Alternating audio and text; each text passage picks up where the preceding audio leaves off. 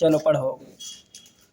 ये पहला क्वेश्चन कौन सा है? हीमोग्लोबिन 25 नंबर क्वेश्चन है। हीमोग्लोबिन पर संक्षिप्त टिप्पणी। संक्षिप्त का मतलब क्या होता है? संक्षिप्त का मतलब है छोटा, एक पेज में ज़्यादा से ज़्यादा लिखना, ना तो आधे पेज में लिखना। कितने में लिखना? आधे पेज में, लगभग 50 से 60 शब्दों के बीच, इतने में संक्षिप्त कहलाता है। तो इन्होंने कहा है कि हीमोग्लोबिन पर लिखना।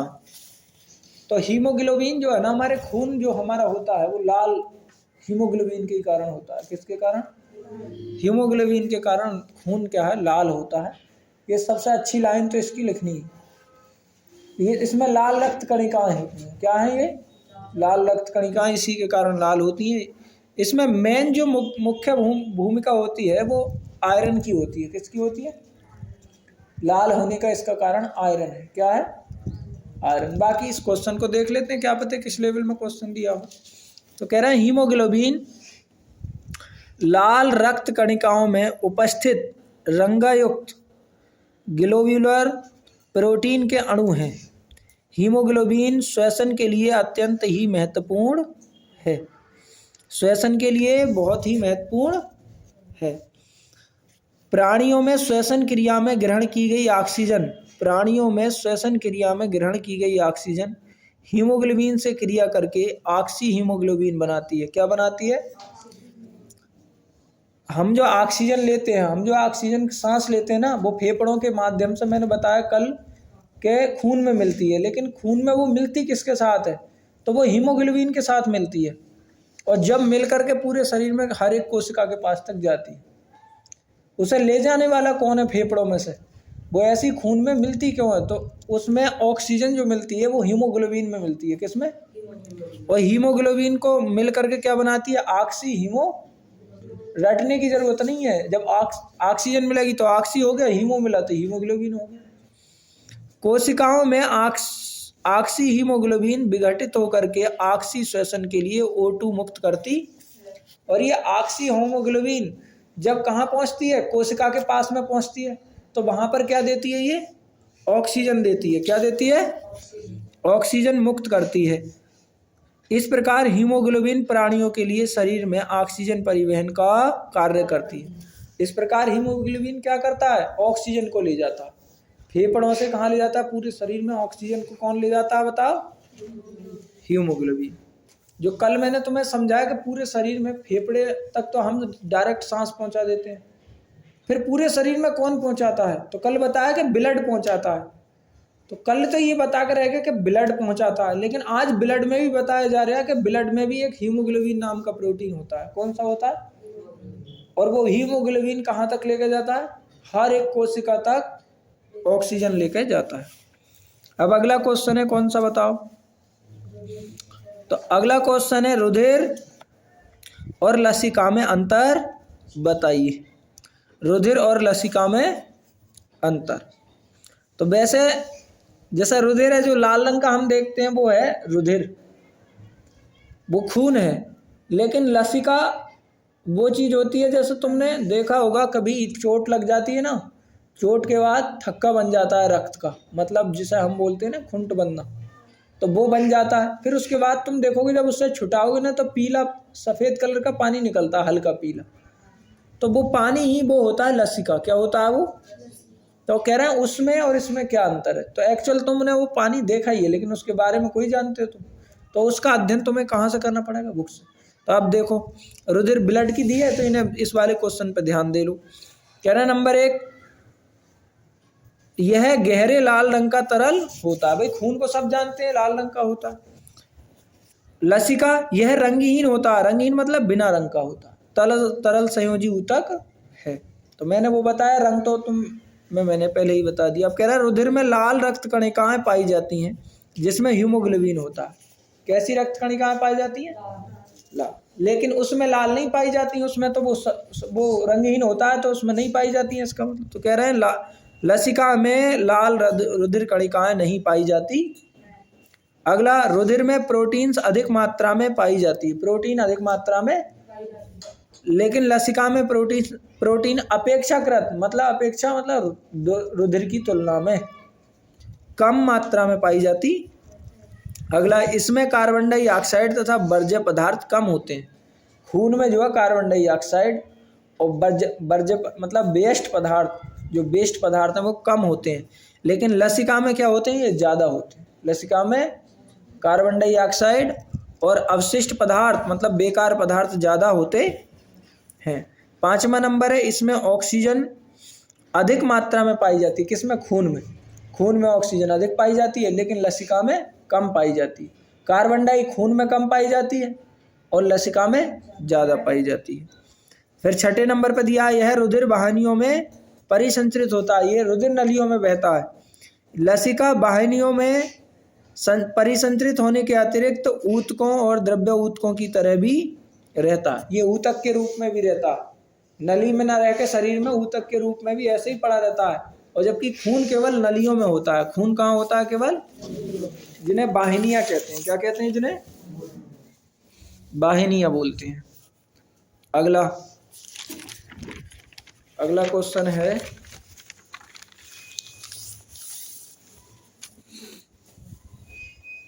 देखो अगले क्वेश्चन को इन्होंने बोला है कि धमनियां और सिराओं में अंतर स्पष्ट कीजिए। कि धमनी क्या होती है, सिरा क्या होती है। पल्मोनरी सिरा में किस प्रकार का रक्त बहता है। तो मैं तुम्हें बता दूं कि जैसे हृदय जो है हमारा, वो वहां से चेंज होती हैं चीजें। तो हृदय हमारे रक्त को क्या करता है? पंप करता है। रक्त को क्या करता है? पूरे शरीर में पंप करता है। तो हृदय जब पंप करता है तो हृदय में शुद्ध रक्त भी आता है। एक तरफ से शुद्ध रक्त आता है, एक तरफ से अशुद्ध रक्त आता है। हाँ, क्यों? क्योंकि हमारे शरीर के अंदर फेफड़े जो है ना, वो रक्त को क्या करते हैं? शुद्ध करते हैं। लेकिन एक्चुअल उनके अंदर से फेफड़ों तक कोई रक्त लाने वाला भी तो हो, और जो शुद्ध रक्त हो जाता है उसे ले जाने वाला भी हो। तो हृदय उसी का काम करता है। हृदय रक्त को शरीर में से गंदे रक्त को खींचता है और बढ़िया रक्त को क्या करता है? भेजता है। तो जो नलियां हृदय में, जो वाहिनियां हृदय से रक्त शरीर में ले जाती है ना, शुद्ध रक्त कहाँ लेके जाती हैं? शरीर में। वो धमनियां होती हैं। वो क्या होती हैं? धमनियां। और जो गंदे रक्त को शरीर में से हृदय तक ला लेके आती हैं, वो होती हैं सिराएं। वो क्या होती हैं? सिराएं। तो बताओ, सिराओं में कैसा रक्त बहता है? गंदा। कैसा? हाँ, पहले ये बताओ कि गंदा, और गंदे का मतलब है कार्बन डाइऑक्साइड युक्त रक्त। कार्बन डाइऑक्साइड युक्त रक्त बहता है। रक्त गंदा और तरीके से नहीं होता, उसमें कार्बन डाइऑक्साइड मिल जाती। कौन सी? Carbon die. और शुद्ध रक्त में ऑक्सीजन मिल जाती। बस इतना अंतर है। तो ऑक्सीजन मिला हुआ, अब हृदय जो है शुद्ध रक्त का मतलब है हृदय शरीर में भेजता होगा शुद्ध। अशुद्ध चीज कोई शरीर में थोड़ी भेजी जाएगी। अशुद्ध चीज तो शरीर से निकाली जाएगी। तो ऐसे ही शुद्ध रक्त को हृदय शरीर में भेजता है धमनियों के माध्यम से, और गंदे रक्त को शरीर में से खींचता है सिराओं के माध्यम से। ठीक है? नहीं, अब चलते हैं, अब पढ़ते हैं। अब ये कह रहा है, धमनियों की बात बताई इन्होंने।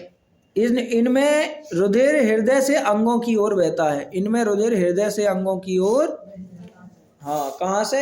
हृदय से कहाँ? अंगों की ओर, शरीर में बहता है। इनमें रुधिर अंगों से हृदय की ओर बहता है। ये बात बता दी। हृदय की धड़कनों के कारण इसमें रुधिर रुक रुक कर और अधिक दबाव के साथ बहता है, क्योंकि उसमें से आ रहा है ना डायरेक्ट, तो इसलिए उसमें रुक रुक करके धमनियों में, जैसे ही दबता है ना हृदय, तो प्रेशर ज़्यादा हो जाता है धमनी में, और जैसे ही खुल जाता है तो प्रेशर कम हो जाता है। इसलिए नब्ज जब देखी जाती है तो धमनी की देखी जाती है। किसकी देखी जाती है? धमनी की।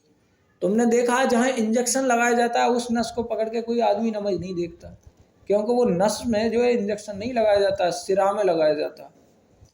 धमनी में इंजेक्शन नहीं लगाया जाता है, किस में लगाया जाता है? सिरा में। और तुम तो इसीलिए सब आदमी जो नब्ज देखते हैं वो धमनी देखनी पड़ती है। क्या देखनी पड़ती है? धमनी, क्योंकि धमनी पे डायरेक्ट प्रेशर होता है हृदय का, तो उसमें ज़्यादा प्रेशर होता है, धमनी में ज़्यादा प्रेशर होता है। और सिरा में कैसा प्रेशर होता है? कम। रुधिर बहाव, सिराओं में रुधिर बहाव की गति कम और एक सी रहती है। सिराओं में कैसी रहती है? गति, मतलब सिराओं में जो रक्त है वो धीरे धीरे। इसका भी मामला ये है कि ऐसा मान लो कि शरीर में एक बहुत लंबी नली है और उसमें आधे में जाकर के ना, जैसे हमारी एड़ी तक से लेकर एक बार एक नली हृदय से आती है, फिर हमारी एड़ी पर जाती है और एड़ी से वही नली दोबारा हृदय तक जाती है। लेकिन अंतर इतना है कि हृदय से रक्त चलता है शुद्ध, एड़ी तक आता है, और जब वो एड़ी पर पहुंचता है तो वो गंदा हो जाता है। फिर क्या हो जाता है? फिर उसी नली के माध्यम से वो फिर वापस जाता है। तो बताओ, नली के अंतिम छोर पे ज्यादा कम दबाव तो कम होगा। शुरू में तो जहाँ इंजन चल रहा हो वहां तो पाइप पे ज्यादा दबाव होता ही नहीं होता। तो ऐसे ही हृदय के पास में ज्यादा दबाव होता है और धमनियां दूर हो जाती हैं, मतलब धमनियां तो पास होती हैं हृदय की, तो उन पर दबाव ज्यादा, और सिराओं पर क्या होता है? कम होता। अब जिन पे दबाव ज्यादा होगा उनकी दीवार मोटी होगी, बता, और जिन पे कम होगा उनकी दरार क्या होगी? दीवार क्या होगी? पतली। तो इन्होंने दिया है इनकी दीवार अत्यधिक मोटी होती है, किनकी? धमनियों की, और लचीली होती है। सिराओं की इनकी दीवार पतली होती हैं और कम लचीली होती हैं। इनकी दीवारें कैसी होती हैं? पतली, इसलिए इंजेक्शन आसानी से लग जाता है इसमें। फिर कह रहा है कि इसमें गुहा सरकरी होती है। गुहा सरकरी का मतलब है इनमें पतली नलियां होती हैं। कैसी नलियां होती हैं? पतली। और सिराओं में कि ये सिरा गुहा चौड़ी होती है, इनमें नलियां कैसी होती हैं? चौड़ी होती हैं। जिसमें हम इंजेक्शन लगाते हैं ना, वो कितनी मोटी मोटी नसें होती हैं, तो एक्चुअल में वो सिराएं होती हैं। क्या होती हैं? फिर कह रहा है धमनियों के नीचे लिखा है ये खाली होने पर भी नहीं पिचकती हैं। ये खाली होने पर क्या नहीं होती है? पिचकती नहीं है। ये खाली होने पर पिचक जाती, सिराएं पिचक जाती हैं। पल्मोनरी धमनी को छोड़कर, अच्छा ये बात ध्यान रखना, पल्मोनरी धमनी और पल्मोनरी सिरा उल्टी है। धमनियों में क्या बहता है? वैसा शुद्ध रक्त। कौन सा रक्त बहता है? लेकिन पल्मोनरी धमनी में अशुद्ध बहता। कैसा बहता है? अशुद्ध। तो इसलिए पल्मोनरी धमनी को छोड़कर शेष सभी धमनियों में शुद्ध रक्त होता है, ऑक्सीजन युक्त। और पल्मोनरी सिरा को छोड़कर शेष सभी सिराओं में अशुद्ध रक्त, मतलब ऑक्सीजन रहित, बिना ऑक्सीजन का रक्त बहता। कह रहे हैं इसमें कपाट नहीं होते हैं। क्या नहीं होते हैं? धमनी में कोई कपाट नहीं होता, और इसमें स्थान स्थान पर क्या होते हैं? कपाट होते हैं, जो रुधिर को उल्टी दिशा में बहने से रोकते हैं। फिर अगला 8 नंबर, इनका रंग गुलाबी और चटक लाल होता है। किसका? धमनियों का। और सिराओं का ये गहरे लाल और नीले रंग की होती हैं। कैसे रंग की होती हैं? जो बाहर से दिखाई देती है ना नीले रंग की, वो क्या होती है बताओ? सिराएं होती हैं। फिर अगला 9 नंबर, यह त्वचा से दूर गहराई में स्थित होती हैं। ये कहाँ होती हैं? धमनी गहराई में होती हैं, और ये प्राय त्वचा के समीप होती। यह मतलब जो सिराएं हैं वो त्वचा के क्या होती हैं? समीप। अब अगला क्वेश्चन जो लसिका के बारे में तुमने पढ़ा, लसिका का आ गया कि लसिका के कार्य बताइएगा। तो लसिका परिवहन के कार्य कह रहे हैं कोशिकाओं को पोषक तत्व, मतलब खाने के तत्व, गैस, हार्मोन और एंजाइम आदि को पहुंचाने और आदान प्रदान करने का माध्यम का कार्य करता। लसिका क्या काम करता है? खाने की चीज पहुंचाता है शरीर में, पोषक तत्व, गैस पहुंचाता है, हार्मोन पहुंचाता है और एंजाइम पहुंचाता है। दूसरे नंबर पर, कोशिका ऊतकों से कार्बन डाइऑक्साइड और अन्य हानिकारक उत्सर्जी पदार्थों को रक्त तक पहुंचाता। कोशिका ऊतकों से कार्बन डाइऑक्साइड और हानिकारक पदार्थों को रक्त में मिलाता है ले जाकर। फिर तीसरे नंबर पर, लसिका केशिकाएं जो रसांकुरों में फैली रहती हैं, पचे हुए भोजन का अवशोषण करती हैं।